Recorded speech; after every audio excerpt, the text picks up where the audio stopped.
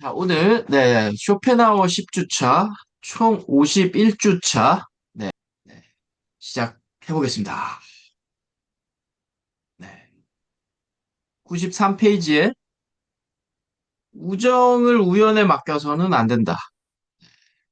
뭐, 맞는 얘기인 것 같고, 자신의 가치를 무의미하게 만든 사람과 가까이해서는 안 된다. 그들은 우리 삶에 아무런 도움도 주지 못한다. 뭐, 우정에 관련되어 있는 얘기이긴 한데, 공감은 하지만, 또 뭐 반론을 위한 반론이라면 도둑놈 같은 악인들을 멀리 해야 하는 건 맞지만 또 그들을 보면서 우리 마음에는 또 선의지가 올라오잖아요. 저렇게 살면 안 되지. 그래서 꼭 아무런 도움을 주지 않는 건 아니다. 이런 생각도 좀 해봤고요. 94페이지에 함께 웃고 떠든다고 해서 그와 내가 진심 어린 우정을 나눴다고 말할 수 없다. 네, 뭐 재능을 발휘하도록 하는 친구가 다 우정이 최고긴 한데 또 실질적으로 그런 경험을 한 사람을 제 주변에서는 또 보기가 또 쉽지 않았다라는 생각도 들고, 항상 웃고 떠들었던 친구들이 친하다는 생각을 합니다.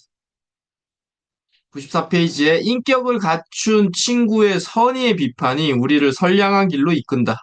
그의 충고는 부모, 스승, 정부의 법률보다 훨씬 고귀하고 강제적이다라는 문장이 있는데, 네. 개인적으로 이런 문장을 볼때 아주 어렸을 때, 20대 초반 때 제가 정말 좋아했던 선배가 한 분이 계셨는데, 왜 좋아했는지 보니까 그분이 되게 자신만의 그 어린 나이에 20대 초반에 가치관이 있었던 것 같아요. 그래서 틈만 나면 제가 다른 사람들한테 이분에 대한 이야기를 쉽게 말하면 자랑을 많이 했었던 기억이 납니다.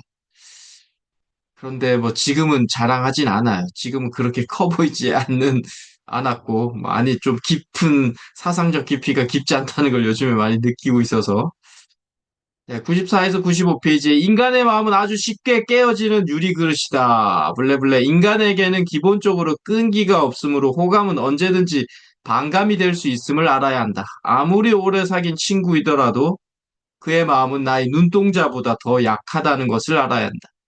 뭐 인간의 마음을 본질을 뭐 정확히 꿰뚫고 있죠. 이 인간은 항상 이렇게 마음은 변덕스럽다는 거예요. 그래서 불교에서 재행무상이라고 해서 고정된 실체는 없다라고 이야기를 합니다. 그래서 이 깨달음 하나만 제대로 알아도 우리가 많은 걸 얻을 수 있다는 거죠.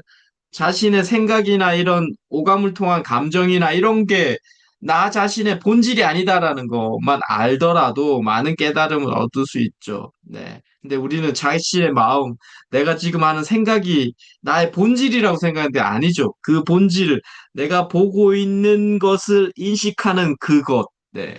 그 불교에서는 견성이라고 하고 힌두교에서는 아트만이라고도 하고 기독교에서는 뭐 성령에 접한다라는 얘기도 하죠. 95페이지에 좋은 친구를 찾는 법, 블레블레 예의다. 맞죠? 네. 예의가 바른 사람은 타인과의 의견이 대립될 때 타인의 입장을 고려해서 최대한 공정한 판단을 내리려고 한다. 뭐 너무 뭐 맞는 얘기를 계속 여기 이번 장이나 다음 글에서도 하고 있어서 특별하게 뭐 의견을 제시할 만한 건 없는데 뭐 이 예의를 스토아 철학에서는 절제라고도 표현했었고 불교에서는 인욕이라고도 하고 맹자의 사단에선 사양지심이라고도 이야기를 했죠. 예. 96페이지에 나를 위로해 줄 수 있는 사람은 가족이 아니다. 오직 친구뿐이다. 가족의 위로는 의무고 타인인 친구의 위로는 의무가 아닌 선택이며 희생이다. 예.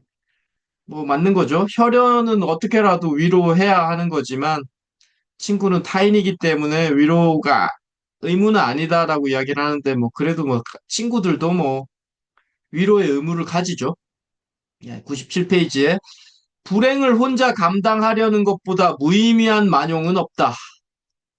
이 얘기도 뭐 맞는 얘기긴 하지만 혼자 감당하려고 하는 사람도 있죠. 주변에 피해를 주기 싫어서 혼자 감당하려고도 하고 또 어떤 뭐 영적 수행자들이나 이런 분들은 자신의 성장을 위해서 주변에 뭐 떠벌리지 않죠. 이 불행을 그냥 감당하려고 하죠. 그리고 또 사소한 일에 친구의 호의를 남발하면 친구의 호의는 점점 더 퇴색할 수밖에 없다라는 이제 쇼펜하우어가 이야기를 했지만 저는 또 약간 다른 생각이 들더라고. 이렇게 작은 호의를 서로 조금씩 나누어야 큰 일이 있을 때 호의를 요청을 받거나 받아들이거나 할 수 있지 않을까라는 또 생각이 들었어요. 그래서 전체적으로 쇼펜하우어의 이런 직관적 의견이 너무 많다 보니까 읽으면서 계속 의문과 반문이 생기더라는 거죠. 그래서 제가 글쓰기 수업에서도 너무 자신의 의견이나 감정이 많으면 독자들은 끊임없이 반문하게 되죠. 사실보다 의견이 많으면. 뭐 그런 생각도 들었습니다. 98페이지 꼭지에 죽음이 오기 전까지 최선을 다하고 싶다. 뭐 너무 좋은 얘기고. 너를 사랑할 수는 없지만 너를 동정할 수는 있다. 블레블레블레. 인간은 서로 사랑할 수는 없지만 아끼고 감싸줄 수는 있다. 뭐 사랑, 호의, 동정 이런 단어들을 좀 구분해서 썼던 것 같아요. 조금씩 다르기 때문에. 네, 98에서 99페이지에 내 힘이 닿는 데까지 내가 아는 사람들에게 선행을 베풀어야겠다. 블레블레. 오늘 하루에 그칠지라도 돈은 비천하고 명예는 악하며 질투는 멸망할 것이라고 생각해야겠다. 내일 아침 나의 기분이 어떻게 변할지는 알 수 없지만 적어도 어제 아침처럼 각박하고 숨막히고 불안해하지는 않을 것이다 하면서 네, 우리의 이런 생각이나 감정이 이렇게 쉽게 변한다는 것도 이야기를 했고 뭐 조금 떠오르는 게 이렇게 선행을 베풀겠다라는 이런 단어는 뭐 우리가 전달에 했던 니체 철학에서는 좀 들은 기억이 없어요. 그래서 이 쇼펜하우어는 이런 동양 철학인 이 불교의 영향을 많이 받은 것은 좀 이런 문장을 볼 때마다 좀 확실한 것 같다는 생각이 또 다시 한번 들었습니다.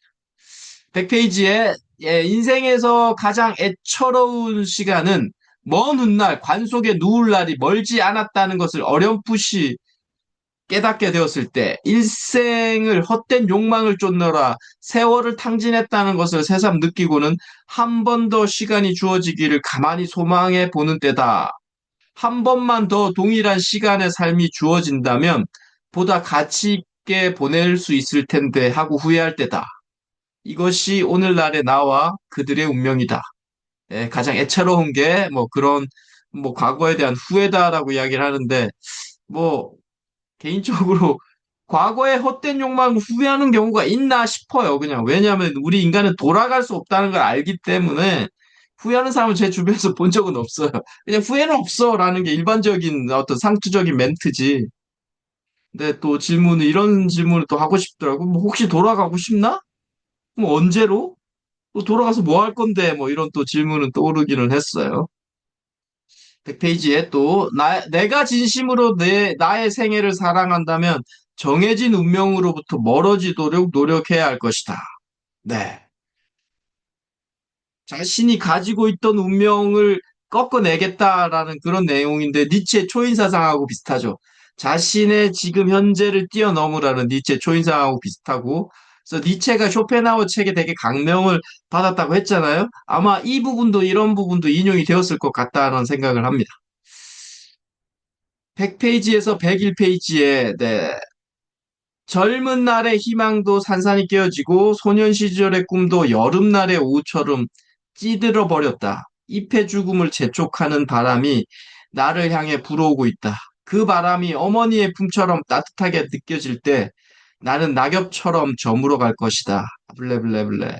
나는 최선을 다했다고, 그러니 후회하지 않는다고, 너를 미워하지도 않는다고 말할 수 있기를 바란다. 네. 뭐 아주 일반적인 글의 내용인데, 뭐 은유적 표현이 좀 멋졌습니다. 네, 감사합니다.